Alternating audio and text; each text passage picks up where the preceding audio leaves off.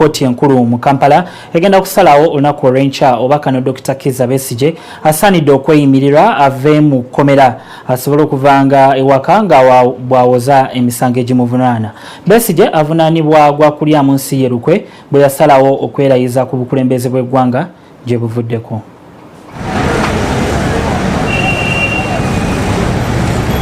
Ebyokwerinda binywezeddwa ku kkooti enkulu mu Kampala kana Dr. Kiiza Besigye bw'abadde aleetebwa okuwulira okweyimirirwa kwe. Poliisi ekkakkanya obujagalalo wamu n'eyo eya bulijjo kuno nga kwogasse n'abo abatali mu byambalo be babadde bakuuma ekifo kyonna. Oluvannyuma Besigye atuusiddwa mu kkooti ng'era aleeteddwa emmotoka y'amakomera bulijjo mw'atera okutambulira.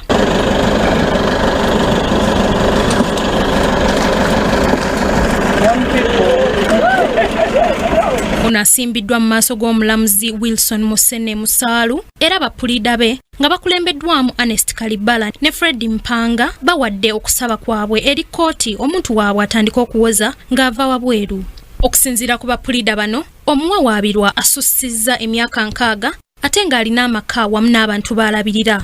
Kuno nga kwogasse n'abajulizi abalina ebisaanyizo by'okweyimirira omuntu waabwe bano nga kuliko omumyuka wa ssentebe wa FDC Joyce Nabosa Sebuggwawo, ssenkagale wa FDC Meja General Mugisha Muntu, ssaabawandiisi wa FDC Nathan Nandala Mafaabi wamu n'omubaka wa Lukunjiri Robert Mugume. The applicant is of advanced age, being 60 years old.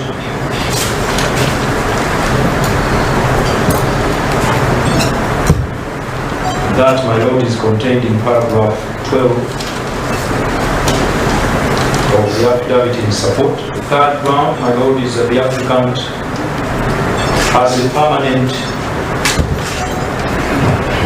place of abode at Buija Zone, Kasangati,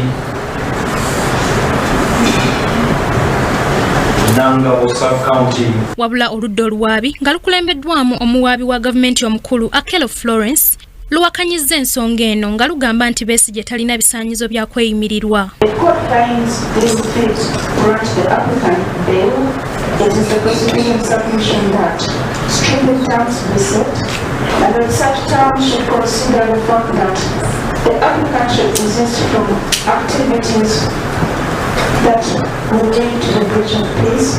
Omulamuzi Musene Musaalu olumaze okuwulira bino n'assaawo olunaku lw'enkya okuwa ensalawo ye ku musango guno. Wabula bapulida ba Besigye bagamba nti Besigye bamusibye ennaku ezisoba mu 6 kyokka ng'omusango gwe tegutandika. 60 days after the applicant was arrested and imprisoned, 60 days later the investigations are still going on. There is no indication of when they will end.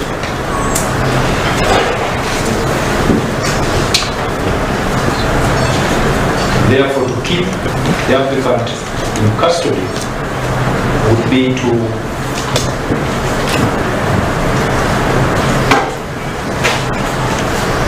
effectively imprison him for a period that is unknown. Abantu ab'enjawulo bazze mu kkooti eno okulaba obanga Besigye akkirizibwa okweyimirirwa. State ensonga zebaddeweereza nafu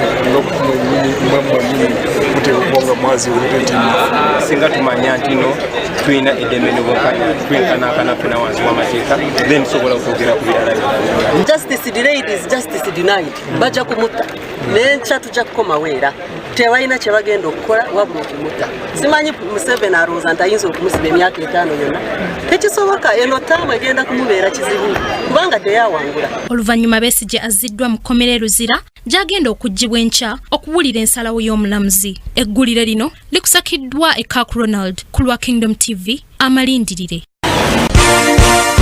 This is Kingdom TV.